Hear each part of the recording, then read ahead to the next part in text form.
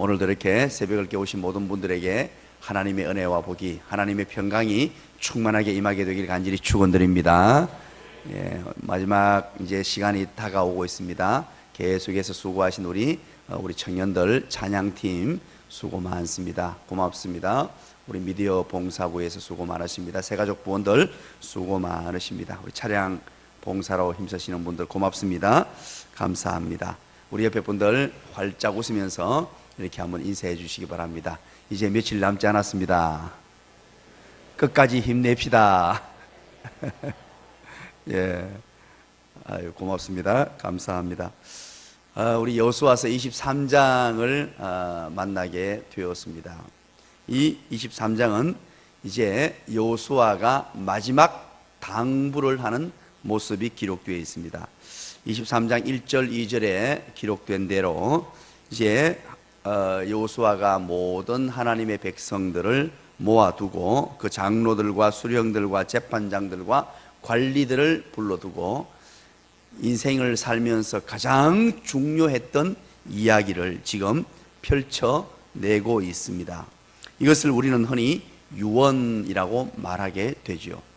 사람은 마지막 순간에 남기는 말, 그것도 내가 죽는다라고 생각했을 때 가장 사랑하는 사람들에게 가장 중요한 이야기를 남기게 되어 있습니다. 이제 110세가 되어 마지막, 어제 제가 120세라고 그냥 막 오겠다 그러대요. 죄송합니다. 110세. 여호수아서 24장 29절 얘기해 놓고는 거죠. 110세에 그렇게 마지막 그가 남겼던 정말로 소중한 이야기를 지금 하고 있습니다. 1절부터 계속해서 반복되는 그 내용이 뭐냐니까 여러분 한번 헤아려 보십시오. 몇 번이나 얘기하냐니까 너희의 하나님 여호와께서, 이것을 3절, 5절, 8절, 10절, 11절, 13절, 14절, 15절, 16절 계속해서 반복을 하는데 13번이나 반복을 합니다. 이 짧은 구절 안에서 얼마나 여호수아의 마음속 깊은 곳에 이 하나님에 관한 이야기가 가득 차 있었는지, 너희의 하나님 여호와, 이것을 13번이나 반복하면서 마지막 말을 남기고 있는 것을 보게 됩니다. 그러면서 여호수아가 가장 하고 싶었던 말이 무엇이냐 하면 지금까지 우리를 지켜주시고 보호하시고 인도하신 하나님이었다. 그리고 또 앞으로 우리를 지켜주시고 보호해 주시고 인도하실 것이다. 뿐만 아니고 지금 현재를 주관하시고 운영하시는 하나님이니까 지금 현재도 우리를 지켜주시고 보호해 주시고 인도해 주시는 하나님이다. 그걸 밝혔어요.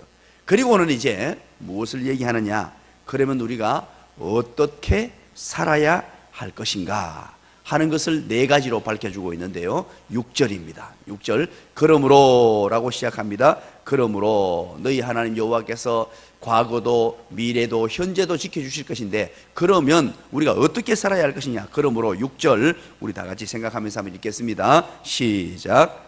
그러므로 너희는 크게 힘써 모세의 율법책에 기록된 것을 다 지켜 행하라.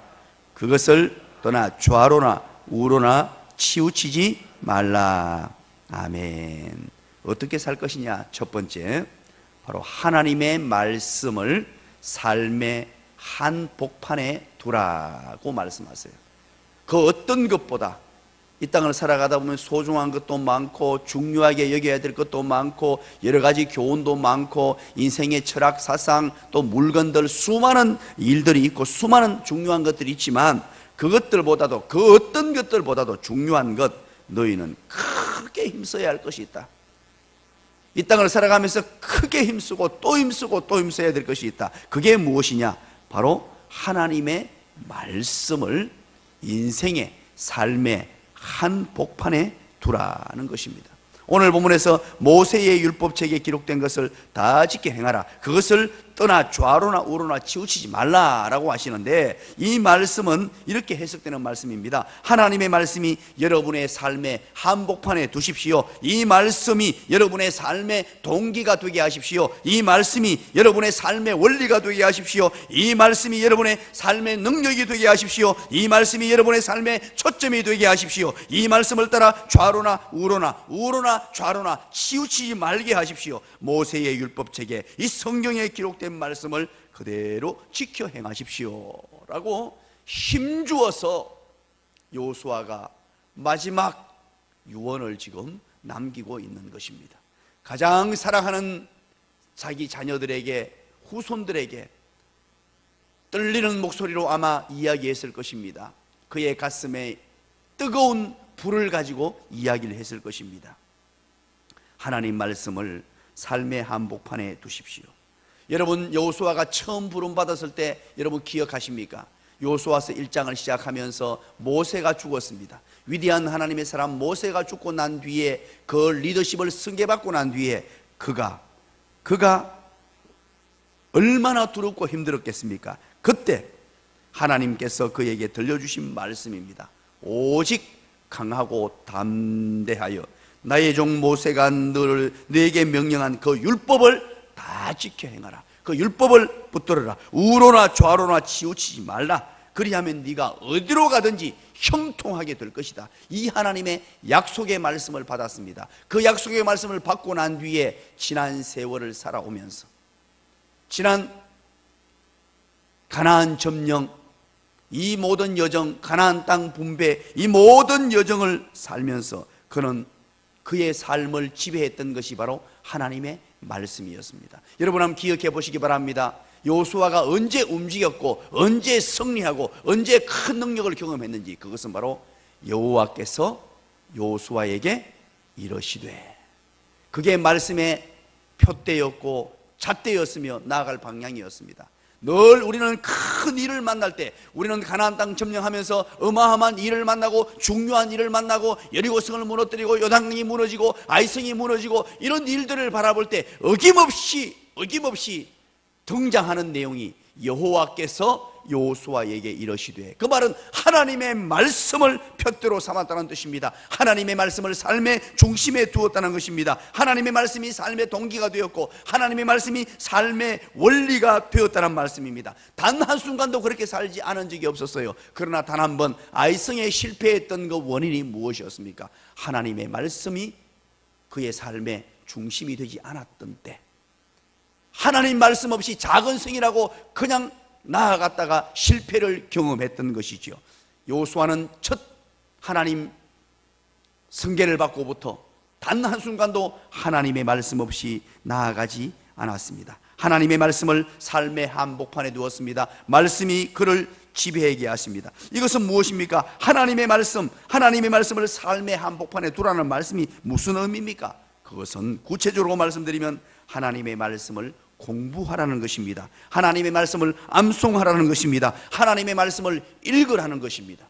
구체적으로 하나님의 말씀을 삶의 한복판에 두라는 의미가 그렇죠. 그런데 여러분, 여기에서 이것이 최종 목적이 아닙니다. 하나님의 말씀을 공부하고 하나님의 말씀을 암송하고 하나님의 말씀을 듣고 하나님의 말씀을 읽는 것, 그게 최종 목적이 아니라 오늘 본문에 보니까 최종 목적이 무엇입니까? 그 기록된 것을 다 어떻게 하라 그러죠? 그 기록된 것을 다 지켜 행하라. 이것이 최종 목적입니다.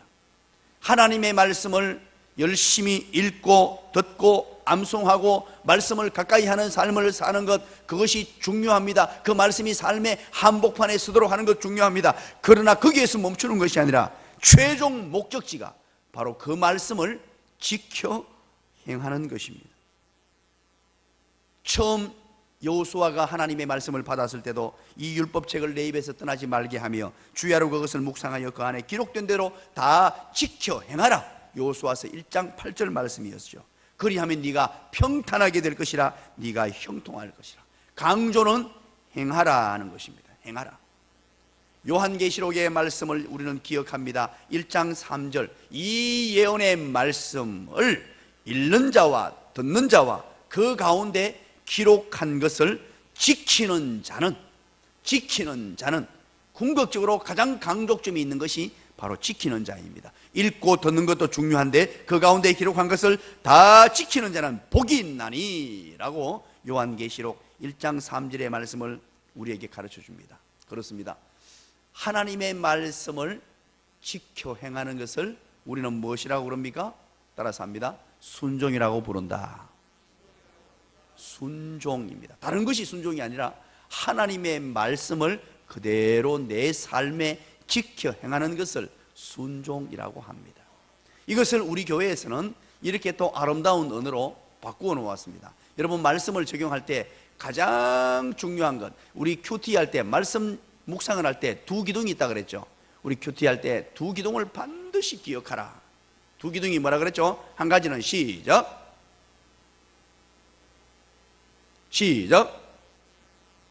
두 기둥 시작. 땡큐 베리 감사합니다. 대답을 안 하죠. 적용이라 그랬잖아요. 한 기둥. 큐티에서 정말 중요한 기둥, 이 기둥이 없으면 큐티 하나만 하다. 이것은 안 한 것과 똑같다고 말씀드렸잖아요. 그래서 늘 하는 말이 무엇 중심으로 하라? 적용 중심으로 하라. 적용이 왜 중요하냐니까, 적용이 순종이잖아요. 하나님 말씀이 내 삶에 들어와서 내가 어떻게 움직이느냐라 적용이잖아요. 순종이기 때문에 그래요. 적용. 또 한 가지는 뭐라고요? 샤링, 나눔이라 그랬잖아요. 나눔의 공간이 반드시 있어야 된다. 혼자 하면은 이거 오래 하지 못하고 재미도 없다. 그래서 반드시 나눔의 공간에 있어야 되는데 그 나눔의 공간이 사랑방이어야 한다. 그래서 큐티에 두 기둥이라고 말씀드렸잖아요. 두 기둥이 매우 중요하다.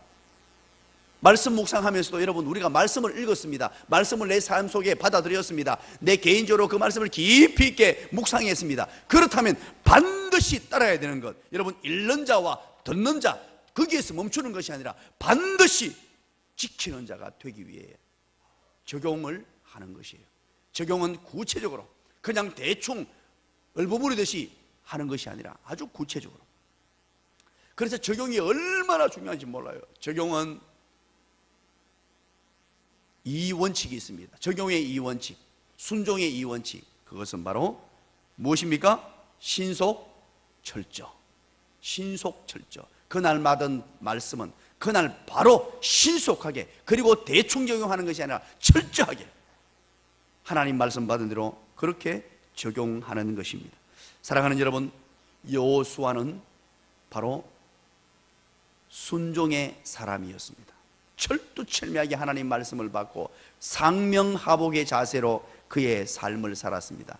여호수아가 승리하는 비결이었습니다. 여호수아가 성공하는 비결이었습니다. 다른 이유가 없습니다. 여호수아가 위대한 하나님으로 살았던 이유가 다른 것 전혀 없습니다. 하나님 말씀이 지시하는 대로 그대로 가감없이 철저하게 순종하는 사람이었기 때문입니다.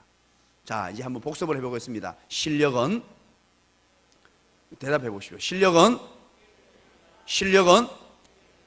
실행 능력입니다.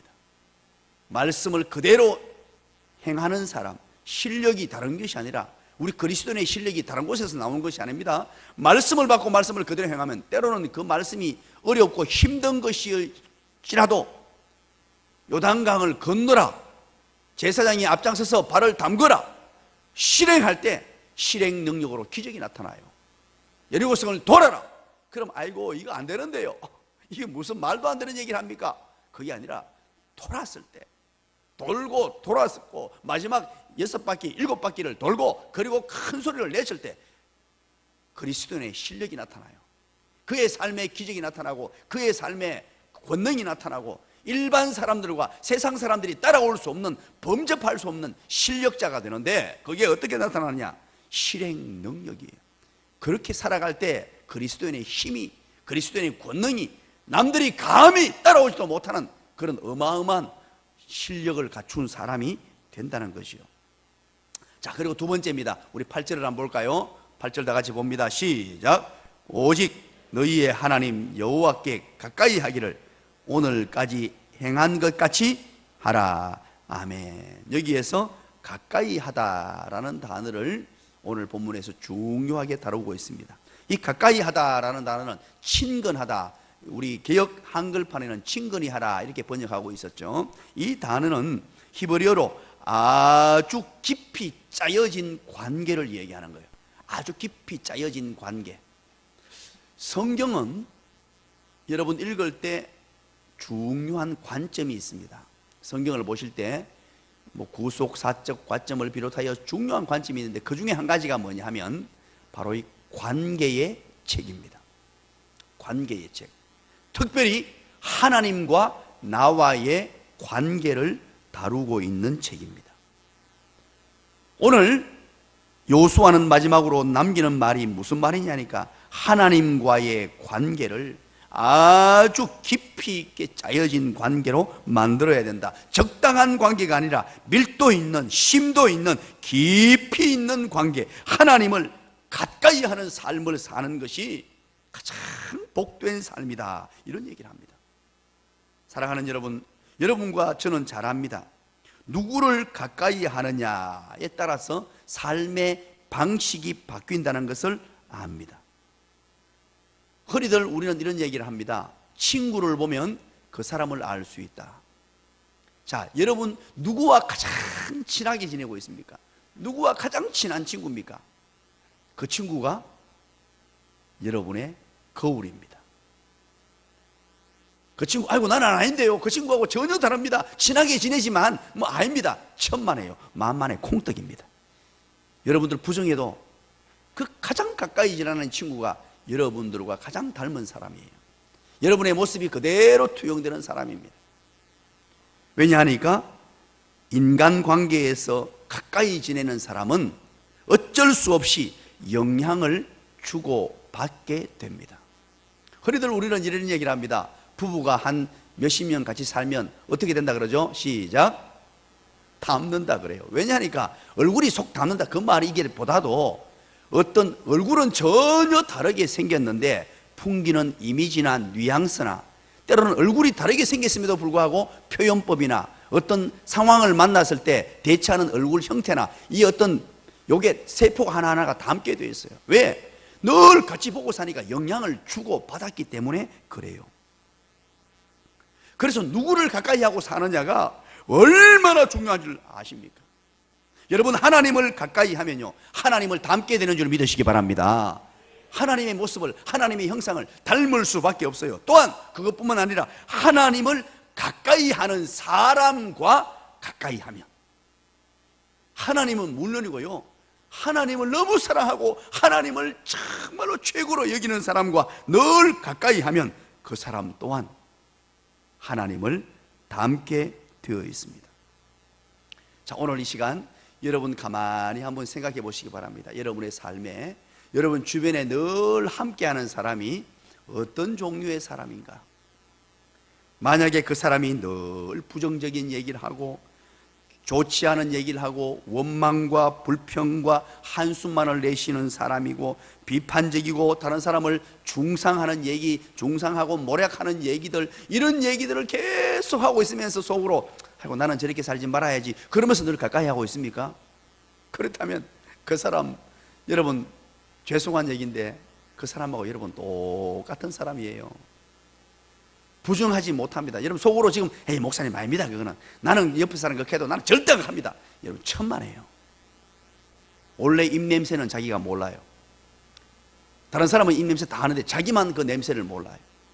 내가 어떤 삶을 사는지 그거 모를 수 있단 말이에요. 그러면 우리가 무엇을 선택해야 되느냐? 오늘 이 말씀을 따라 하나님을 친근히 하고 하나님을 가까이 하는 삶을 살라, 이 말의 구체적인 적용점은 하나님 가까이 하는 삶, 하나님 가까이 하는 사람, 정말로 하나님 앞에 올곧게 서서 바르게 살려고 애를 쓰고 칭찬, 위로, 격려, 감사에 힘쓰고 다른 사람을 높여주며 다른 사람을 섬기고 그렇게 살려고 애를 쓰는 사람, 정말로 하나님 앞에 신실하게 세워진 사람을 가까이 하려고 애를 써야 돼요. 그 사람과 늘 가까이 하려고 애를 쓰고 늘 그 사람 옆에 붙어 있으려고 애를 쓰고 전화 한 통화라도 그 사람하고 같이 하고 늘 그렇게 하려고 애를 쓰는 사람이 되어야 됩니다. 요수아가 왜 이렇게 위대한 하나님의 사람이 되었을까요? 그는요 모세의 영향을 지대하게 받았기 때문이에요. 그런가 하면 갈렙의 영향을 지대하게 받았습니다. 그 주변에 있었던 그 사람들을 그대로 영향받았습니다. 서로 영향을 주고 받았기 때문이에요. 여러분, 모세를 바라보고 모세를 수십 년 동안 수종 들고 살면서 얼마나 모세의 모습을 그대로 닮았는지. 모세가 성경 전체의 삶에서 가장 감동을 주는 부분이 있습니다. 여러분 집에 가서 출애굽기를 한번 찾아보시기 바랍니다. 출애굽기 33장 11절인데 메모를 해두시고, 하나님께서 모세를 칭하는 내용인데요, 참 기가 막힌 얘기예요. 어떻게 표현하냐면 이렇게 표현합니다. 사람이 자기 친구와 이야기함 같이, 사람이 자기 친구와 이야기함 같이 여호와께서는 모세와 대면하여 말씀하시며, 그런 기록을 남겨요. 야, 이거 정말로 기가 막힌 얘기예요. 하나님께서 모세를 대할 때 무엇처럼 대하셨다고요? 친구처럼. 여러분, 친구가 뭡니까? 정말로 가까이 지내는 아주 밀접하게 짜여진 관계, 모든 것 다 토로할 수 있고 나의 고민, 근심, 내가 가지고 있는 속마음까지 다 끄집어낼 수 있는 사람이 바로 친구잖아요. 그런데 하나님께서 모세를 대할 때 친구 대하듯이 그렇게 대하셨다는 말이에요. 그래서 오늘날 우리 찬송가도 그렇게 부르죠. 죄짐 맡은 우리 구주 어찌 좋은 친구인지, 이렇게 부르잖아요. 그런데 여러분, 이거 조심히 불러야 됩니다. 하나님께서 우리를 친구 삼아 주셨다고 해서 우리조차도 하나님은 야 친구야, 이런 경망스러운 자세를 취하면 안 돼요. 하나님이 우리를 친구 삼아 주신 걸 그냥 황송스러워하고 죄송스러워하고 어찌 나 같은 사람을 하나님 친구로 대해 주시는지요, 벌벌 떨면서 그걸 받아들여야 되지. 하나님이 내 친구 삼아 준다고 그래 친구야, 이런 자세를 취하면 안 돼요. 이것이 얼마나 황송스럽고 얼마나 대단한 것인지. 하나님이 우리를 그렇게 가까이 대해 주셨고 모세를 그렇게 가까이 대해 주셨는데, 우리 또한 하나님을 그런 분으로, 여러분 부자 관계에서 아주 밀접한 사람을 한번 보십시오. 부모 자식 간에도요, 너무 친근하게 지내는 사람은 친구 같아 보여요. 여러분 모녀 관계를 한번 보십시오. 어머니와 딸이 정말로 밀접한 관계, 친밀하게 짜여진 관계 같은 사람은 바로 친구같이 보이게 되어 있습니다. 여러분 사랑하는 친구, 그 친구에게는 눈물을 흘리며 내 약점, 실수, 내 모든 속사정까지도 과감하게 털어놓을 수 있는 관계입니다. 나를 이해할 수 있는 친구이기 때문에 그래요. 그런데 우리는 이 관계를 누구와 유지하라 그러냐니까, 여호수아는 바로 하나님과 그런 관계를 맺으라는 겁니다. 모든 것을 다 털어내놓을 수 있고 나의 아픔, 나의 눈물, 나의 근심, 나의 모든 것들을 다 끄집어내놓을 수 있는 그분이 바로 우리 하나님이 되어야 한다. 그것이 바로 인생의 가장 복된 인생이 되는 것이다. 하나님을 친근히 하고 하나님을 가까이 하고 하나님과 밀도 있는 관계가 되고 내 모든 것들을 다 가감없이 쏟아낼 수 있는 분, 그 어떤 누구에게도 말하지 못한 것들, 그 어떤 사람에게도 얘기하지 못한 것들을 가감없이 전부 다 쏟아내고 토로할 수 있는 분, 그분이 하나님이 되어야 되는 줄 믿으시기를 간절히 축원합니다. 세 번째입니다. 세 번째는 12절 13절 내용이에요. 그 내용을 이렇게 길게 얘기하고 있습니다만 한마디로 말하면 무슨 얘기냐, 이방인들과 관계를 주의하라는 내용입니다. 바꾸고 말하면 세상에 물들지 말라는 거예요. 그들의 영향을 받지 마라, 세상과 섞이지 말라는 이야기를 하고 있습니다. 12절에 너희가 만일 돌아서서 너희 중에 남아있는 이 민족들을 가까이 하여 더불어 혼인하며 서로 왕래하면, 이 세상 사람들과 이 이방인들과 우상을 섬기는 그들과 서로 왕래하고 그들과 가까이 하고 그들과 혼인하고 그들과 왕래하면, 13절에 이렇게 말합니다. 확실히 알아라, 너희 하나님 여호와께서 이 민족들을 너희 목전에서 다시 쫓아내지 아니하시리니 그들이 너희의 뭐가 된다고요? 그들이 너희의 뭐가? 올무가 되고, 그리고 두 번째 뭐가 되고요? 덫이 되고, 세 번째 뭐가 됩니까?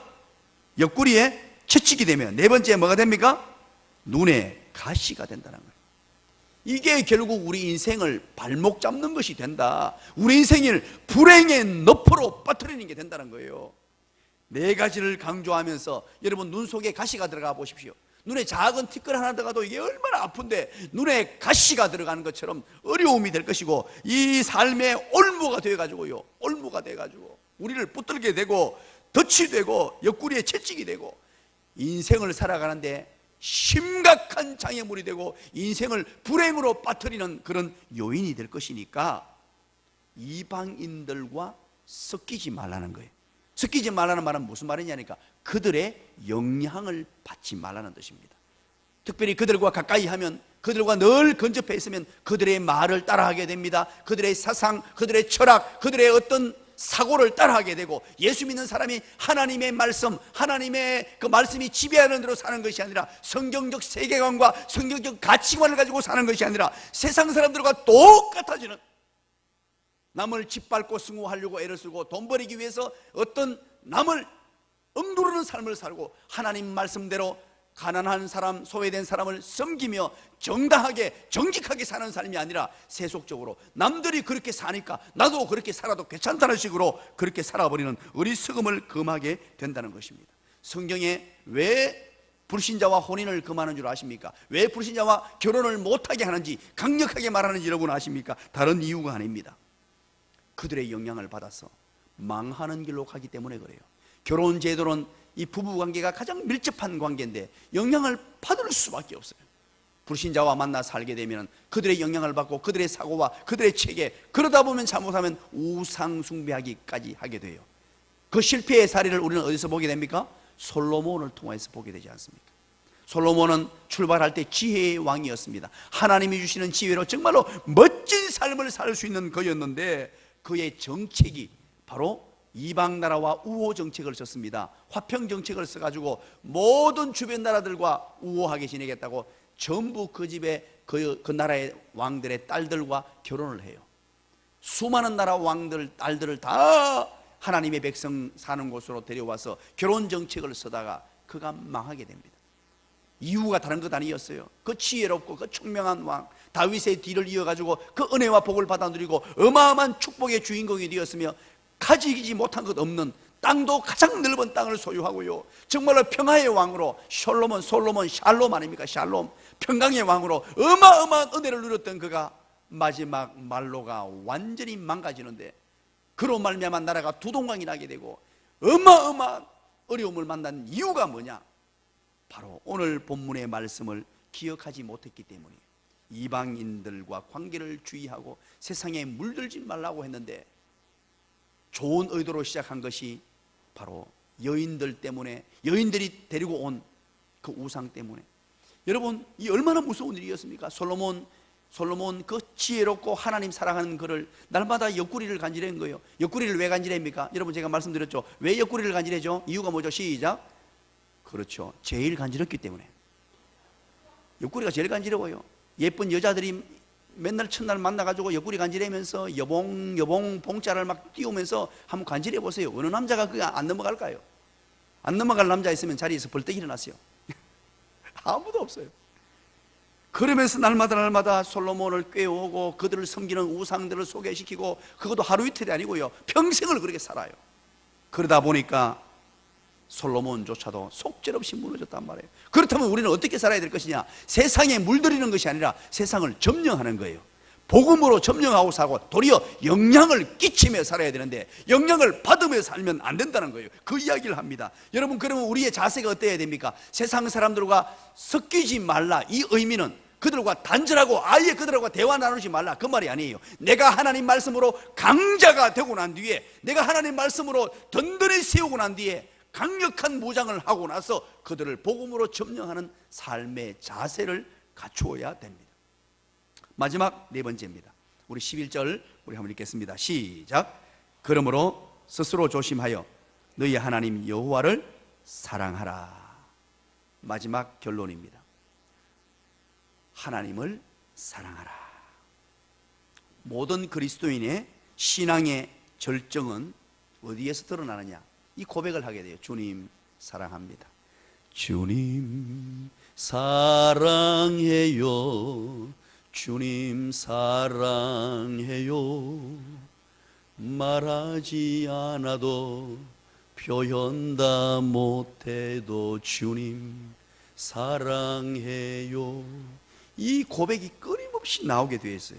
여러분, 신앙을 출발하게 되면 첫 출발이 뭡니까? 먼저 예수를 믿고 난 뒤에 이 사랑이라는 단어가 떠오르지 않습니다. 그냥 하나님 말씀, 하나님의 가르침을 받게 돼요. 성경 말씀이 뭐냐, 그리고 신앙생활이 뭐냐 하나하나 배우는 단계에 접어들게 됩니다. 그러다가 점점 알게 되면, 하나님이란 분에 대해서 알고 예수 그리스도의 십자가를 알게 되면 점점 친근해져요. 점점 가까워지게 됩니다. 그래서 내 곁에 계시는 하나님 고백합니다. 내 속에 있는 사정을 털어놓습니다. 나의 아픔도 고백합니다. 기도하는 자가 돼요. 때로는 하나님 앞에 눈물을 흘리게 되고, 때로는 내 아픔, 내 상처를 토로하는 신앙이까지 발전하게 됩니다. 그리고 나서 그 다음 단계가 뭔 줄 아십니까?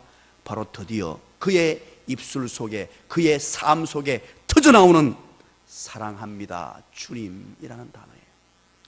왜 그러냐 하면, 이 기도하는 과정을 통하여, 내 어려움을 토설하는 과정을 통하여 여러분, 고난을 우리에게 주시는 과정이 있어요. 그 과정이 뭔 줄 압니까?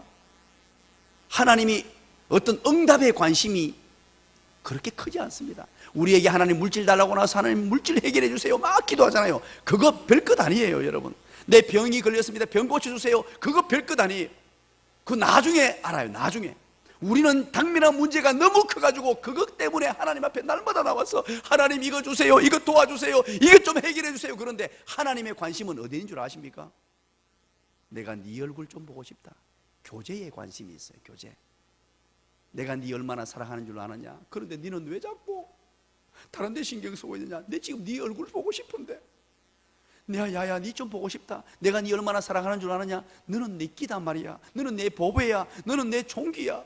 너는 내 헵시바야. 뿔나라 하면서 사랑을 고백해 오시면서 날마다 하는데, 우리는 자꾸만 하나님 알고 있습니다 그러고, 알고 있습니다 그러고, 자꾸 돈 쫓아가고, 알고 있습니다 그러고, 자꾸 세상을 쫓아가니까, 그래서 때로는 어디 못 가도록 다리 뭉덩이를 부질러 놓는 거예요. 다리를 부질러 가지고 어디 못 가도록 딱 갖다 놓는 거예요. 그래서 그 아픔 때문에 하나님 좀 도와주세요, 도와주세요 하고 하나님 앞에 엎드려 기도하는데, 때로는 오랫동안 응답이 안 되죠. 오랫동안. 그 뭐냐? 내가 니하고 깊은 교제 좀 하고 싶다는 거예요. 사랑의 교제를 말하는 거예요. 그러는 중에 무엇이 생겨나느냐? 여러분, 매일같이 만나고 매일같이 하나님 찾고 또 찾고 또 찾고 또 찾다가 하나님과 가까워지게 되고, 그리고 난 뒤에 그 사실을 알아요. 하나님 사랑합니다. 하나님 너무 사랑합니다. 여러분, 위대한 신앙의 선진들을 다 한번 보세요. 그 과정을 다 거쳐왔습니다. 여러분, 정말로 위대하게 살았던 하나님의 사람들은요, 이런 과정 속에서 끝끝내 그의 입술 속에 고백하는 게 하나님만이 나의 전부입니다. 이 고백을 하게 돼요. 하나님만은 나의 전부고 하나님만은 사랑합니다. 내 생일을 하나님 위해 바치겠습니다. 내 전생일을 하나님 위해 바치겠습니다. 때로는 기도 응답이 안 됩니다. 기도 응답이 안 되고 오랫동안 가십니까? 그것은 내가 너하고 더 깊이 교제하자는 뜻이에요. 내가 너와 더 깊이 있는 사랑 나누고 싶다. 내가 네 얼굴 보고 그냥 대충 보고 가는 것이 아니라 너와 밀접한 관계를 맺고 깊이 있는 사랑의 관계. 그래서 네가 나에게 사랑합니다 주님, 사랑합니다 하나님, 내 생의 전부가 하나님밖에 없습니다. 이 돈으로도 물질로도 세상의 명예로도 세상의 어떤 권세로도 만족하지 못했는데 하나님만으로 만족합니다. 하나님 사랑합니다. 내 생에 내 삶 모두를 드리겠습니다. 남은 생에 주를 위해 살겠습니다. 하나님 사랑합니다. 하나님 사랑합니다. 우리 예수님께서 베드로에게 나타나셔서 조반을 먹이시고, 이 부활하신 예수님께서 베드로에게 말씀하신 게 무엇이었습니까? 베드로에게 확인했던 게 무엇이었습니까? 바로 요한의 아들 시몬아, 요한의 아들 시몬아, 네가 나를 사랑하느냐? 요한의 아들 시몬아, 네가 나를 사랑하느냐? 우리 주님께서 궁극적으로 관심 있는 게 그거란 말이에요. 네가 정말로 나와 깊은 사랑의 관계를 맺고 있고 나를 사랑하는 사람이 되었느냐? 여러분 어떻습니까? 우리 주님, 우리 하나님 사랑하십니까? 그렇다면 여러분의 삶은 반석 위에 세워져 있는 분이에요. 여러분, 역경과 고난이 찾아옵니다. 환난과 시련이 찾아올 거예요. 수많은 난관이 찾아올 것입니다. 그럴 때마다 여러분 기억하시기 바랍니다. 그 기도 응답 물론 중요하죠. 하나님께서 때가 되면, 적절한 때가 되고 하나님과 깊이 있는 관계가 되면 바로 응답을 해 주실 거예요. 그러나 그것보다 먼저가 바로 하나님과의 깊은 사랑의 교제. 내가 네 얼굴 보고 싶다. 네가 나를 얼마나 사랑하느냐. 요한의 아들 시몬아, 네가 나를 사랑하느냐? 요한의 아들 시몬아, 사랑하는 아들 구야, 네가 나를 사랑하느냐? 우리 함께 기도하기를 원합니다. 오늘 이 아침에도 여호수아의 마지막 유언을 우리는 함께 들었습니다. 마지막 유언에 하나님의 말씀을 삶의 한복판에 두라, 하나님을 친근히 하라, 하나님과 가장 가까이 하는 삶을 살아라, 불신자들과 관계를 중요시 여겨서 세상 가치관에 영향받지 마라, 세속적인 생각에 영향받지 말고 궁극적으로 하나님 사랑하는, 하나님으로 만족하고 하나님 사랑하는 사람이 되라는 음성을 들었습니다. 여호수아가 아마 피를 튀기는 심정으로 이 얘기를 했을 거예요. 이것이 가장 중요한 것이었기 때문에 오늘 이 아침에 우리가 하나님 앞에 기도합니다. 하나님, 내가 이 말씀대로 살게 하여 주시옵소서. 그리고 오늘도 하나님 앞에 나올 때에 기도하는 제목들 가지고 나왔습니다. 기도할 때 하나님, 무엇보다 하나님과 깊이 있는 사랑의 관계로 발전하게 하여 주시옵소서. 하나님 사랑하는 자가 되게 해주세요. 어느 순간 어떤 환경 가운데서도 하나님께 사랑을 고백하는 그런 하나님의 사람 되게 해달라고 기도해 주시고, 이제 우리 고3 아이들 어제 시험을 치렀는데 이제 나머지 모든 이제 원서를 내거나 또 이제 어떤 전형을 살피고 학교 가나 다형을 살필 때 하나님 지혜 주셔서 적절한 학교, 가장 좋은 학교에 입학할 수 있도록 하나님 은혜를 달라고 좋은 학교를 만날 수 있도록 기도해 주시고, 여러분의 여러 가지 문제거리들, 기도 제목들, 우리 환자들을 위해서 우리 두 손 높이 들고 하나님 찾고 기도합니다. 하나님, 내 얼굴 좀 봐주세요. 살아계신 하나님, 하나님 앞에 나왔습니다. 주여 부르짖고 기도합니다. 주여!